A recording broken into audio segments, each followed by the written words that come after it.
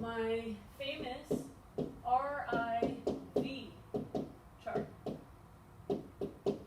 So everyone is going to put this in their notes. By the way, I know we're not like in school together, but please take notes. So here we have RIV. We're going to bring this all the way down, and we're going to list the number of resistors that we have. So I have 1, 2, 3, 4, 5 resistors, and then I want a section for total for each of these values. Okay. So let's use the one that we just did. So we have 5, 2, 1, 2, 2. So we have a 5 ohm resistor. So we're going to start out by plugging in everything that we were given to begin with. So 5 ohms, 2 ohms, 1 ohm, 2 ohms, and 2 ohms. By the way, this is kind of like my own tool. So if you were to show just this chart on a test, it wouldn't get you the full credit. You would still need to show all your work, writing out Ohm's law and substituting in with units. Okay.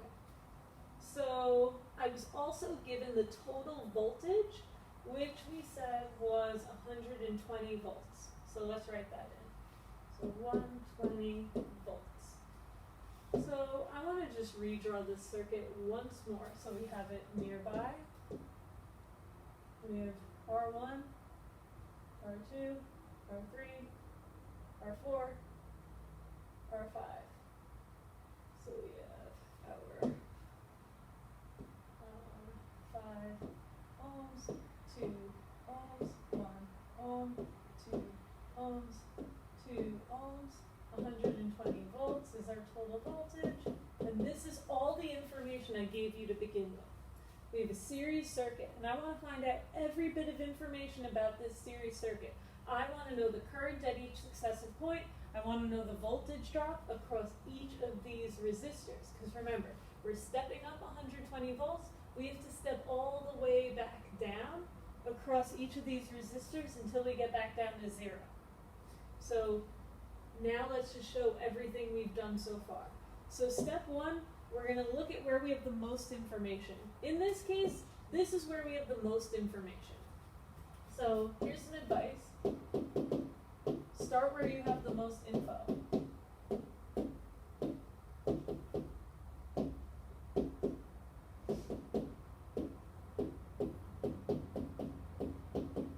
In this case, it is resistance. So I'm going to do Req is equal to R1 plus R2 plus R3 plus R4 plus R5. Then I'm going to substitute in exactly as I did before. 5 ohms, 2 ohms, 1 ohm, plus 2 ohms, plus 2 ohms, which comes out to be a total of 12 ohms. Now I know my total resistance, so I'm going to take that value and put it into my chart. So total resistance is 12 ohms. Now, where do I have the most information? Well, I have V, I have an unknown I, and I have a known R. So let's take the next step and say V total, as we did before up there, is equal to I total times Req, or R total. Well, our total voltage is 120 volts. I total is unknown times 12 ohms. Well, divide 12 ohms out, and we got before I total is 10 amperes. Beautiful. This actually tells us a lot of information. This I total not only tells us I total, right? It doesn't only tell us our total current, it tells us the current at every single point in this circuit. So I now know the current at every successive point. Because in a series circuit, I total equals I1 equals I2 equals I3 equals I4 equals I5. So I'm going to take this value and I'm going to fill it in for every single one of these points. 10 amps, 10 amps, 10 amps, 10 amps, 10 amps. Well, now I have all the information I need, and first we should really write that.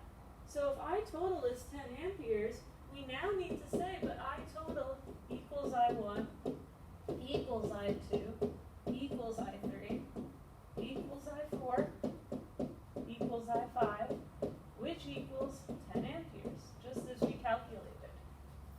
Now we have all the information that we need to go across each of these rows. What is the voltage drop across